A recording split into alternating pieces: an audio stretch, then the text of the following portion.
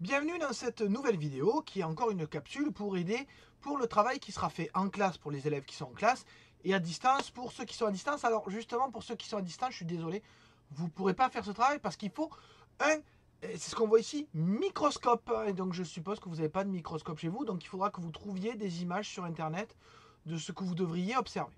Oui, pour ceux qui sont en présentiel, vous allez faire une observation microscopique. C'est-à-dire que la dernière fois, lors du cours numéro 1, nous avons vu que les êtres vivants avaient beaucoup de points communs.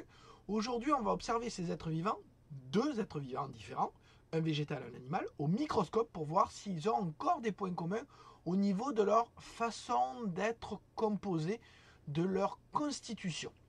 Alors on est d'accord qu'entre un végétal et un animal, on ne voit pas beaucoup de points communs d'un point de vue extérieur. Ça signifie que s'il existe des points communs, ils ne sont pas visibles à l'œil nu et donc on a besoin d'un microscope.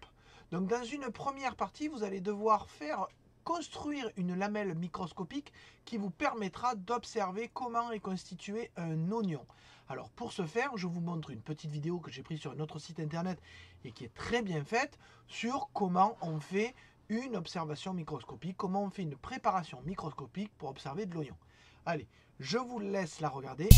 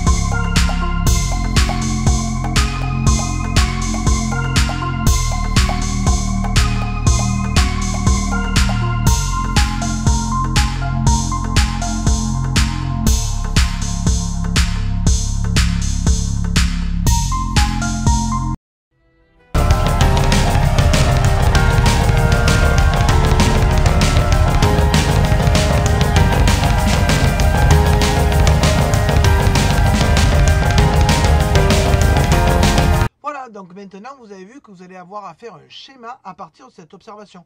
Je rappelle qu'un schéma se fait au crayon, qu'on fait des traits continus, qu'on met une légende, tout du même côté, toujours au crayon, et qu'on met un titre avec ce que c'est, comment on l'a observé, avec un microscope, et le grossissement qu'on a utilisé.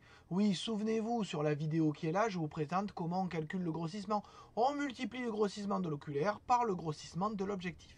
Une fois que cette observation est faite, vous pouvez passer à l'observation d'une cellule animale. Oui, cette fois, je vous donne la lamelle, elle est déjà faite. C'est des choses qui sont achetées en commerce pour qu'on puisse les observer en classe. Donc maintenant, vous avez deux schémas à faire si vous avez le temps de le faire. Un pour l'observation cellulaire, l'observation chez les végétaux, et un pour l'observation chez les animaux. Et vous devriez remarquer qu'il y a un point commun. Oui, on observe des éléments qui, même s'ils ont des formes différentes, existent chez les animaux comme chez les végétaux. Pour ceux qui ne sont pas en classe, vous avez des recherches à faire sur Internet.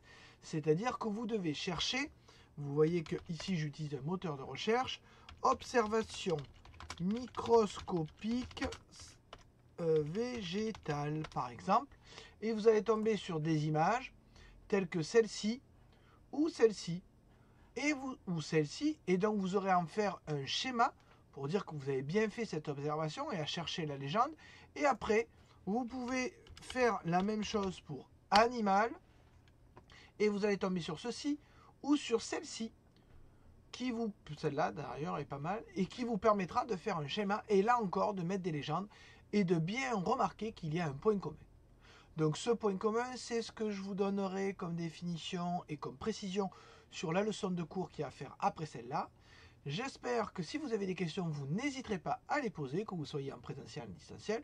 Sur ce, je vous dis bon travail et à bientôt.